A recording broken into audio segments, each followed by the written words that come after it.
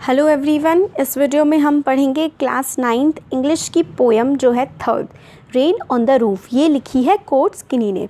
तो देखिए, पोएट का नाम बहुत ही ज़्यादा इंपॉर्टेंट होता है, पूछा जाता है, और इसकी जो राइमिंग स्कीम होती है वो पूछी जाती है। पोएटिक डिवाइसेस काफ़ी इंपॉर्टेंट होती हैं, और पोएम की क्या डिमांड है वो। तो देखिए, इस पोएम में ना एक इमेजिनेशन है।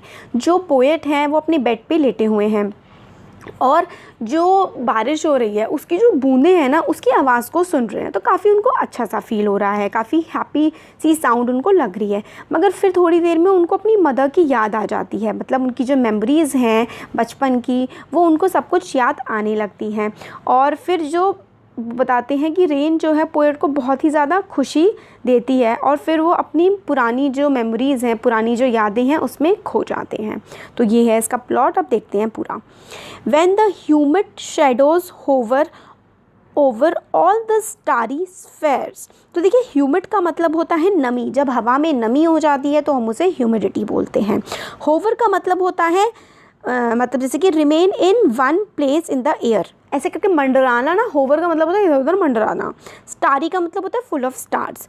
तो जब ह्यूमिड शेडोज़ जो हैं वो होवर कर रही हैं, मतलब ह्यूमिडिटी है हर तरफ, और जो है शेडोज़ इस एक तरीके से ऊपर मतलब घूम रही हैं, और आसमान में क्या है, तारे हैं।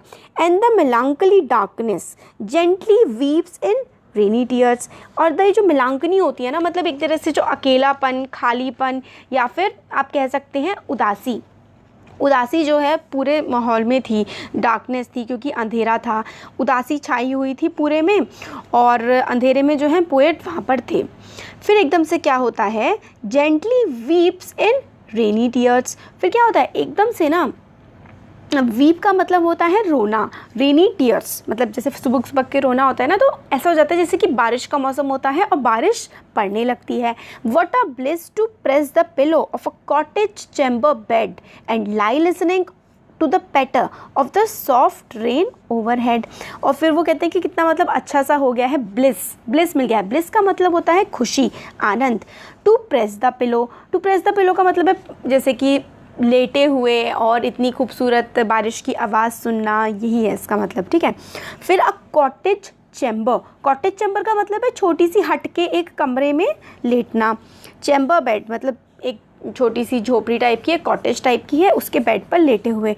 लाई लिसनिंग टू द पेटर का मतलब होता है पट पट पट पट साउंड होती है ना, जो ड्रॉप्स की, रेन ड्रॉप्स की, बेड पे लेट करके रेन ड्रॉप्स की साउंड को सुनना। Of the soft rain overhead मतलब लेटे हुए हैं जो पोएट हैं, वो ऊपर से आवाज़ सुन रहे हैं जो बारिश हो रही है उसकी, उसी को ही पूरा इसमें डिस्क्राइब किया हुआ है।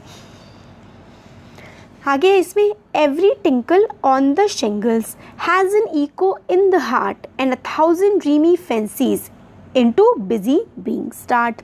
तो एवरी टिंकल होता है जो जैसे कि टप टप की साउंड होती है ना, तो हर जो टप टप की साउंड है वो ऑन द शिंगल्स मतलब जो बाहर का एरिया है, जो बाहर आवाज़ आ रही है टप टप के साउंड की, जो पूरी इको कर रही है, मतलब गूंज रही है हमारे दिल में। मतलब हर जो आवाज़ है बूंद की, वो दिल में एक तरीके से गूंज रही है। एंड 1000 ड्रीमी फैंसीज़, तो जो 1000 फैंसीज़ हैं मतलब मेमोरीज़ हैं, जो हमारी पुरानी यादें हैं, into busy being start.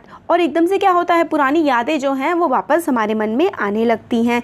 And 1000 recollections weave their air heads into woof. और रिकलेक्शन मतलब पुरानी यादें जो हैं वीव करने लगती हैं, मतलब पैटर्न बनाने लगती हैं, ताना बाना सा बुनने लगती हैं। एक से ताना बाना बुनता हुआ वाला जो सॉन्ग है वो समझ सकते हैं कि बारिश में लेटे हुए और जो पुरानी यादें हैं उसको जो पोएट हैं वो बुन रहे हैं। एज आई लिसन, हाँ इसमें है, weave their air threads into woof मतलब जो पुरानी यादों के जो धागे हैं ना वो बुन रही होती हैं अपनी यादों में। As I listen to the patter मतलब टिप टिप टिप टिप सुन रहे होते हैं। Of the rain upon the roof बारिश की आवाज़ सुनते हुए वो अपनी पुरानी यादों को याद कर रहे होते हैं।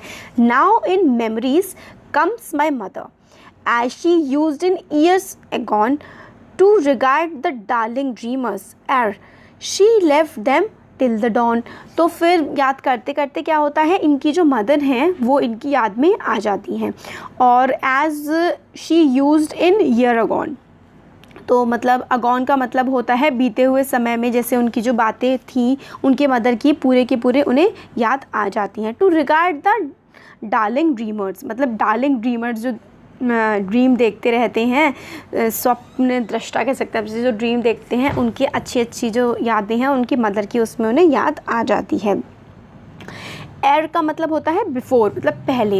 एर she left them till the dawn, तो जैसे कि सुबह तक जैसे उनकी ऐसा कहते हैं कि वो सुबह तक रात से याद करते करते उनकी मदर के बारे में वो सब कुछ सोच रहे होते हैं। O I feel her fond look on me, तो मतलब मैं फ़ील कर सकता हूँ, वो बोलते हैं कि जो मेरी मदर मुझे फॉन्ड लुक होती थी ना, जो प्यार भरी नज़रों से, स्नेह कहते हैं ना कि मदर जिस तरीके से प्यार से बच्चे की तरफ देखती हैं, फील कर रहे होते हैं पोएट कि कैसे उनकी मदर उनकी तरफ देखा करती थी। As I list to this refrain which is played upon the shingles by the patter of the rain, तो फिर वही कहते हैं कि किस तरीके से जो रिफ्रेन का मतलब होता है थोड़ा सा बच के चलना। As I list to this refrain which is played upon the shingles, shingles का मतलब होता है स्मॉल राउंड स्टोन, गोल गोल टाइप के जो पत्थर होते हैं, by the patter of the rain, तो इस तरीके की उनकी मेमोरी होती है। जैसे कि जो पैटर होती है ना रेन की, जो टप टप की आवाज़ होती है, जैसे कि जो पत्थर पे गिर करके काफ़ी सुंदर सी एक शेप भी बनाती है और साउंड भी करती है ना, तो इसी तरीके से पोएट को अपनी मदर की जो है वो याद आ रही थी और वो अपनी मदर को याद कर रहे थे। इसमें यही पूरा हमें बताया गया है कि पास्ट ईयर जो बीत गए हैं उनके चाइल्डहुड ईयर्स में किस तरीके से उनकी माँ उन्हें पैट करके सुना, मतलब कहते हैं ना कि जैसे कि माँ थपथपा के बच्चे को सुलाती हैं, और पूरी की पूरी जो यादें हैं पूरे उनकी मदर के बारे में उनको सारी की सारी पुरानी बातें याद आने लगती है। जैसे जो रेन है वो पत्थर पे टैप कर रही होती है ना, टप टप कर रही होती है, ऐसे उनकी मदर उन्हें पैट करके थपथपा के सुलाया करती थी। तो यही पूरी है कि किस तरीके से जब रेन आती है, बारिश का मौसम होता है, तो जो पोएट है उनको अपनी मदर की याद आ जाती है पुरानी।